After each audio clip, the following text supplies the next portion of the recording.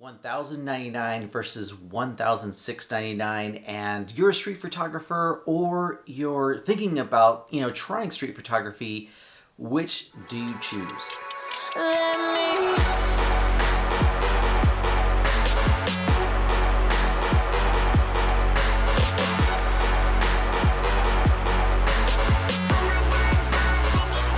When I bought my first Fuji, the X-T4 actually wasn't out yet. It was only the X-T3 that was available. And what I've kind of come to find to be a bit surprising to me is that I actually end up grabbing the X-T3 a lot more than the X-T4. Actually, the X-T4 really not at all when it comes to street photography. But through this video, I'll definitely explain why that is. Now, your style may be very different from mine when it comes to street photography, so you may actually reach for the X-T4. The reasons that I use the X-T3 over the X-T4 may not apply to you, but I'm going to go through the different reasons and my style through the video, so that way you can see if that may relate to you. And if it does, great, then the X-T3 may be the better option and you'll save quite a bit of money. Or the X-T4 may be a better option and still great value for money. I mean, X-T4, awesome, brilliant camera. I absolutely love it. Just to give some context, I originally bought the X-T4 for boudoir, and it works amazing for that because of the IBIS, because I have kind of shaky hands, and the X-T3 just doesn't have IBIS, which is a bummer. It would be the ultimate camera. But anyways, let me go through the various reasons why I pick up the X-T3 over the X-T4. This one's actually more of a positive for the X-T4, but I thought I should really explain this difference between the two cameras and part of what you're getting with the extra cost of the X-T4 as far as benefits go. The X-T4 has a bigger battery. If you've watched other reviews like on the X-T3, it's pretty well documented that the battery is not the greatest when it comes to capacity and lasting. I mean, ultimately, if you're a street photography shooter or really, anything you're doing with the X-T3, you're going to want to buy multiple batteries. You're looking at a difference, I think it's like 390 compared to 500 shots that you're going to get out of the, different batteries. So that is definitely a plus for the X-T4 as far as battery capacity goes.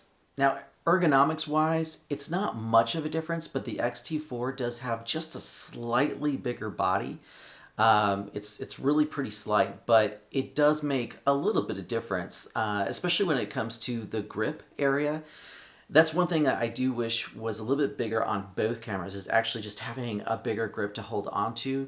But, if you're wanting kind of a little bit chunkier camera, the X-T4 is going to be a little bit bigger than the X-T3, but it's not by much. So far, this video is totally leaning towards the X-T4, but I'll get to the main reason that I choose the X-T3 over the X-T4 for street in the end here. Now, the next two topics are what really stand out to me as the biggest differences that are going to be the deciding factor for you as a street photographer on which camera you end up going with.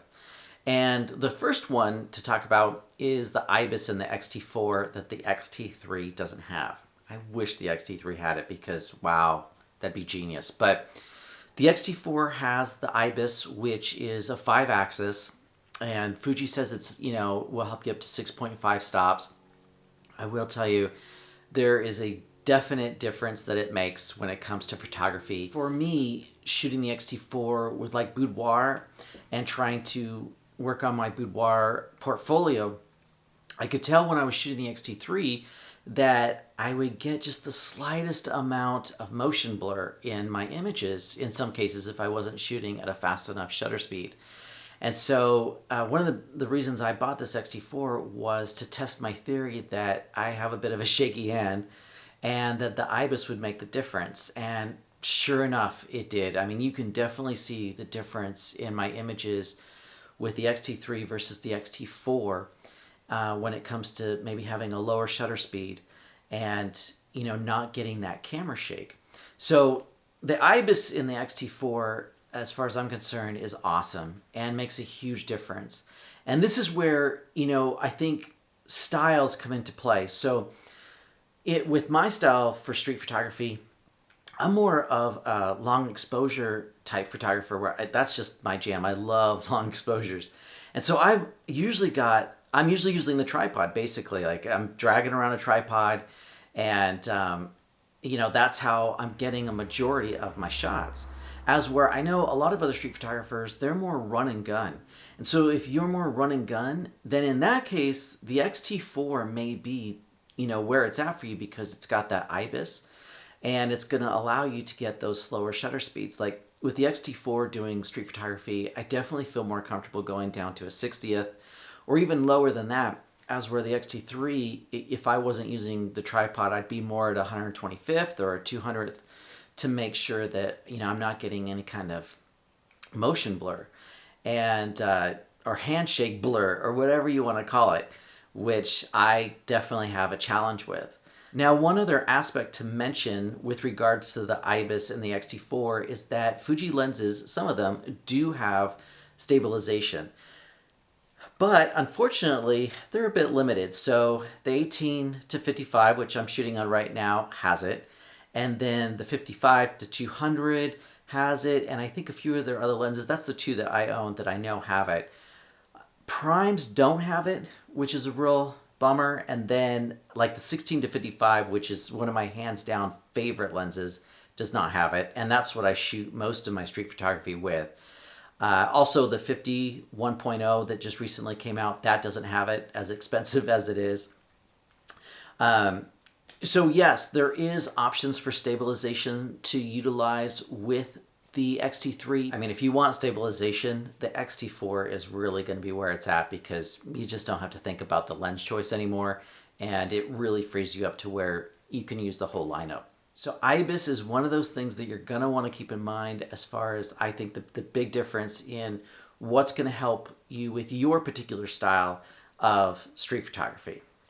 Now on to the second feature, which I never realized would make such a huge difference for me. In fact, when I bought the X-T3, one of my big concerns was that the screen would not articulate to the side of the camera like the X-T4 does, which I'm shooting on now because it makes life so much easier when you can see yourself. And I mean, with the X-T3, there is a workaround where I've done a video on it. You can put a mirror on your hot shoe and see the back of the screen. But at the end of the day, the X-T4 is just so much easier when it comes to shooting yourself or if you're vlogging or something like that.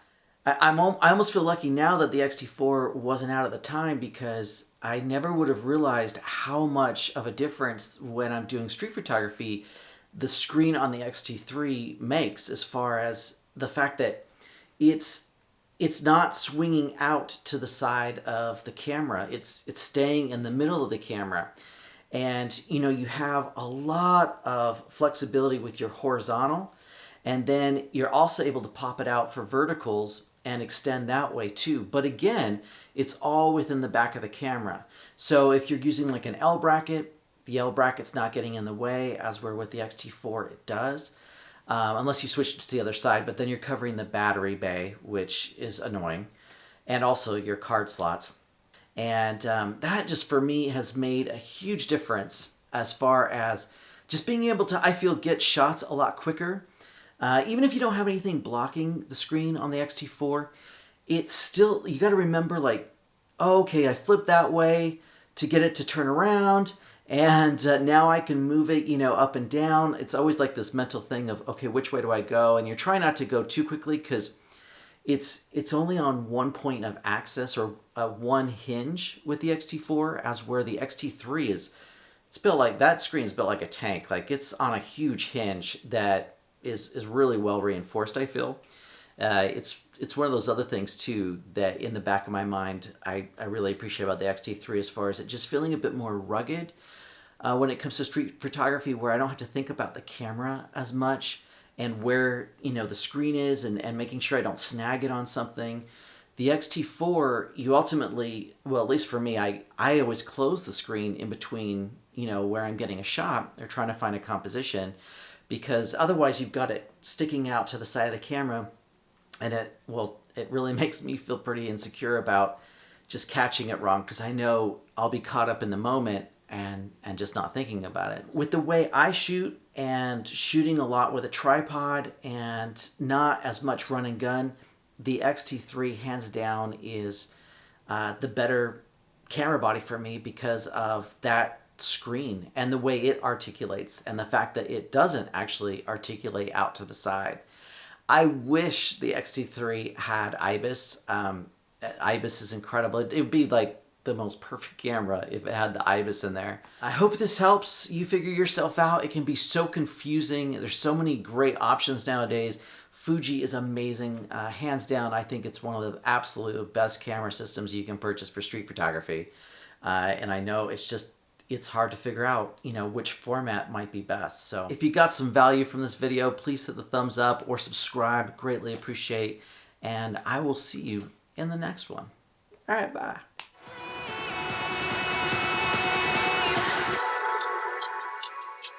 Let